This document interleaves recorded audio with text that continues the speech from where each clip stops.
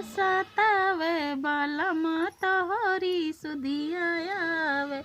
ठंडी में जाड़ा सतावे बलम तोहरी सुधिया आवे। राम रसोइया गए भोजना बनावे। राम रसोइया गए भोजना बनावे।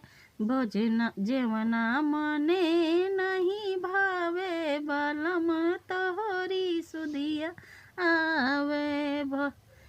जेवना मने नहीं भावे बलम तोहरी सुधिया आवे। ठंडी में जाड़ा सतावे बलम तोहरी सुधिया आवे। ठंडी में जाड़ा सतावे बलम तोहरी सुधिया आवे। ससुरु सगरे गए पानी भरने को। ससुरु सगरे गए पनिया भरने को।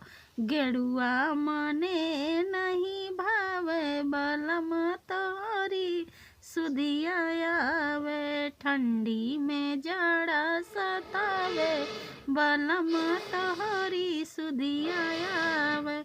ठंडी में जाड़ा सतावे बलम तोहरी सुधिया आवे। ठंडी में जाड़ा सतावे बलम तोहरी सुधिया आवे। ननदी लियाई बिरवा जोड़ाई। ननदी लियाई बिरवा जोड़ाई। बिरवा मने नहीं भावे बलम तोहरी सुधिया आवे। बिरवा मने नहीं भावे बलम तोहरी सुधिया आवे। ठंडी में जाड़ा सतावे बलम तोहरी सुधिया आवे। ठंडी में जाड़ा सतावे ननदी लियावे बिरवा जोड़ाई। ननदी लियावे बिरवा जोड़ाई। बिरवा मने नहीं भावे बलम तोहरी सुधिया आवे।